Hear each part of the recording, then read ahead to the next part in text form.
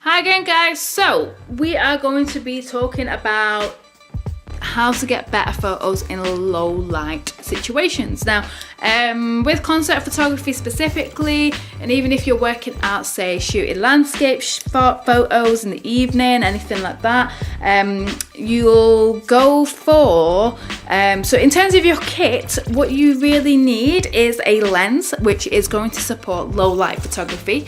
I've got 3 different lenses which I personally use for concert photography, and when I shot the Northern Lights in Iceland, these came to use as well. One of the ones that I use is the 2.8 24 to 70 mil. So the 2.8 supports the low light photography basically. 24-70 is a wide angle lens, so you can capture a lot of the environment, similar to this fisheye that we're shooting on right now.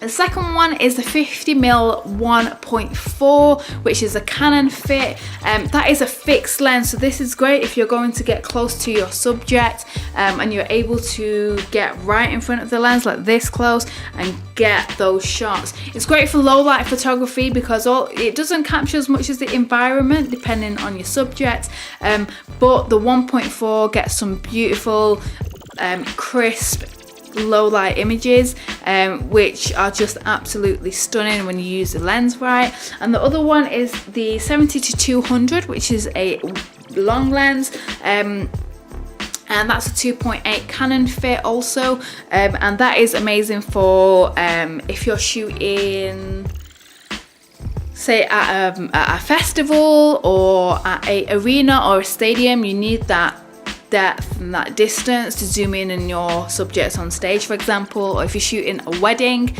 Some of the venues can be challenging, sort of, especially in the UK here, later on in the day, so you may find that you need to just be shooting low light, for example. So they're the great lens. I mean, any lens that supports say 1.2 through to 2.8, maybe 3.5 maximum. They're the lenses that you want to be shopping for when you're looking for low light photography lenses. Regarding how to get better low light photos, you have to play around with the shutter speed and your ISO. Have a look at the exposure triangle. Anytime that you change the shutter speed on your camera, you will probably have to change the ISO and vice versa. Have a good play around with your camera, find out what works for you, what doesn't. As soon as you start changing the shutter speed, you might find that it's picking up on the movement, which looks really fancy sometimes, but if it's not the look you're going for, it can be an issue. So definitely have a tripod and play around with that. Just go outside in your garden and just have a play around with the ISO settings, your shutter speed settings, to find out what works for you guys. Definitely the lens is key in low light photography, along with the shutter speed and ISO, so have a play around with that and see what works for you. I hope you guys found this useful. If you did, feel free to like and hit the subscribe button down below. I will be making more new content and sharing that with you very, very soon. If you guys have got any questions, obviously leave a comment down below, get back to you. You can follow me on socials, Twitter, Instagram, Facebook page. Feel free to come over and say